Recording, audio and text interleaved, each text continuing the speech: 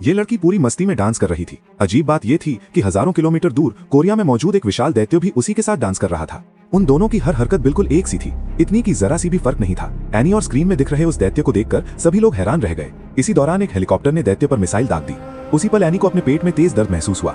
उसने तुरंत पलटवार करने का फैसला किया और असली चीनी कुंफू दिखा दी। हेलीकॉप्टर उसी झटके में बर्बाद हो गया। तेज टक्कर से एनी का सिर चकरा गया। जब उसे पता चला कि उसी की वजह से एक हेलीकॉप्टर नष्ट हो गया है तो उसे गहरा अपराध बोध हुआ। वो बस घर लौटकर अपनी माँ के पास जाना चाहती थी, लेकिन चलते चलते उसका पैर फिसल गया और वो जोर से गिरकर बेहोश हो गई। जब उसे होश आया तो टीवी पर शहर पूरी तरह तबाह दिख रहा था। एनी समझ गई कि ये सब उसकी वजह से हुआ है।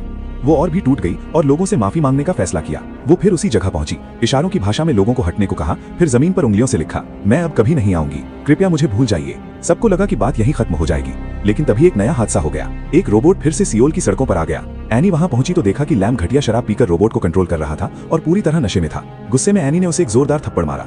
उसी समय दैत्य ने भी रोबोट को थप्पड़ जड़ दिया। ये वीडियो इंटरनेट पर वायरल हो गया। लैम को ये बहुत बेइज्जती लगी।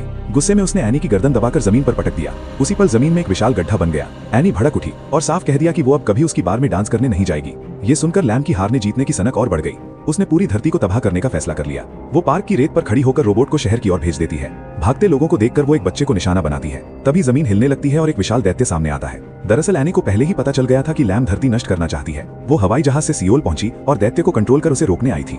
लैम डर के मारे भागने लगी, लेकिन एनी ने उसे पकड़कर हवा में उठा लिया और एक फौंक मारकर उसे अंतरिक्ष में फेंक दिया। लैम आसमान का सबसे चमकता तारा बन गई। इसके बाद एनी ने दैत्य को वापस बुला लिया और दुनिया फिर से शांत हो गई। बाद में पता चला कि ये सब 25 साल पहले हुए एक हादसे की वजह से था। बचपन में एनी का खिलौना उड़ गया था। लैम उसे उठाने दौड़ी और उसी पल बिजली गिरी। दोनों को दैत्य नियंत्रित करने की शक्ति मिल गई। एक वायरल वीडियो के बाद ही उन्हें एहसास हुआ कि वे और दैत्य जुड़े हुए हैं। एनी ने देखा कि दैत्य की हर हरकत उसी जैसी है। तभी उसे अपनी ताकत का सच समझ आया। लैम की मंशा गलत थी, लेकिन एनी ने समय रहते उसे रोक लिया। दुनिया बच गई। कहानी का मतलब ये है कि हमारे दिल के भीतर छिपे दानव कभी कभी बाहरी राक्षसों से भी ज्यादा खतरनाक होते हैं। विनाश सिर्फ भौतिक नहीं, मानसिक भी होता है।